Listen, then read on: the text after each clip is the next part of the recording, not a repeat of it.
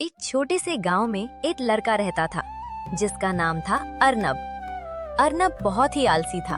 उसकी माँ माधुरी और उसके पिता नकुल हमेशा उसे काम पर लगाने की कोशिश करते थे, लेकिन अर्नब के मन में सिर्फ सोना और खेलना ही रहता था। वो कोई भी काम करना नहीं चाहता था। अर्नब, पिता ने कहा है कि आज खेत का काम करना है, जाओ उनकी मदद करो। माँ नहीं, आज मैं सोऊंगा, खेलूंगा, मैं कोई काम नहीं करूंगा। बेटा याद रखना, बिना काम किए कोई फल नहीं मिलता, लेकिन तुम जो चाहो वही करो। अर्नब तब भी सिर्फ सोता और खेलता ही रहा। वो सोचता था कि बिना काम किए कैसे जिंदगी जिया जाए। माधुरी और नकुल बार बार अर्नब को काम करने के लिए कहते थे। वे उसे उदाहरण देकर समझाते थे, लेकिन अर्नब कोई काम नहीं करता था। वो सिर्फ घर में खाता, सोता और दोस्तों के साथ खेलता रहता था। अर्नब, अगर तुम पढ़ाई करोगे तो भविष्य अच्छा होगा। आज का काम पूरा कर लो। माँ, कल पढ़ूंगा, आज नहीं, अभी खेलूंगा। अर्नब की इस आलस की वजह से वो सिर्फ समय बर्बाद कर रहा था। उसके माँ बाप बहुत परेशान हो रहे थे। एक दिन नकुल खेत में काम करने गए थे। अर्नब के पिता यानी नकुल खेत में काम कर रहे थे।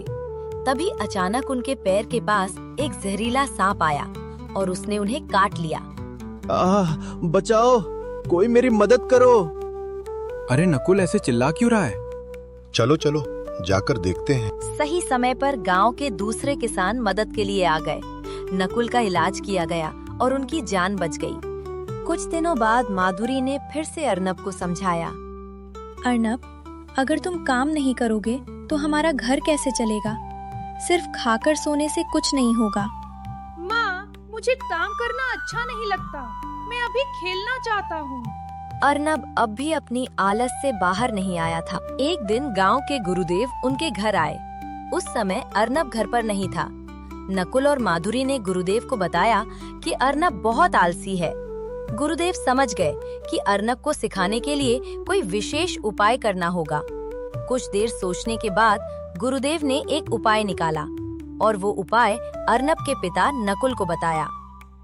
नकुल, तुम अपने बेटे अर्नब से कहना कि तुम्हारे पूर्वजों ने तुम्हारी जमीन में एक गुप्त धन छुपा कर रखा है।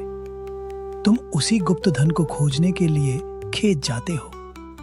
ठीक है गुरुदेव, मैं आपके बताए इस उपाय को अपना कर देखूंगा। कुछ समय बाद गुरुदेव वहाँ से चले गए और तभी अर्नब घर लौट आया। फिर नकुल ने अर्नब को पास बुलाकर गुरुदेव की सिखाई हुई बात उसे बताई। पुत्र अर्नब, क्या तुम जानते हो मैं रोज धूप पानी में खेत क्यों जाता हूँ? हाँ बाबा, आप तो खेती करने जाते हो। अरे मूर्ख, वो तो लोगों को दिखाने के लिए है। असल में मैं खेत में गुप्त धन खोजने जाता हूँ। हमारे पूर्वजों ने उस खेत में बहुत सारा गुप्त धन छुपा रखा है। गुप्त धन? बाबा, अगर हमें वो गुप्त धन मिल जाए तो फिर हमें कोई परेशानी नहीं होगी, है ना? हाँ बेटा, लेकिन उस गुप्त धन को ढूंढे कौन? मेरा शरीर तो अब ठीक नहीं है। मैं हूँ बाबा, मैं वो गुप्त धन खोज कर निकालूंगा।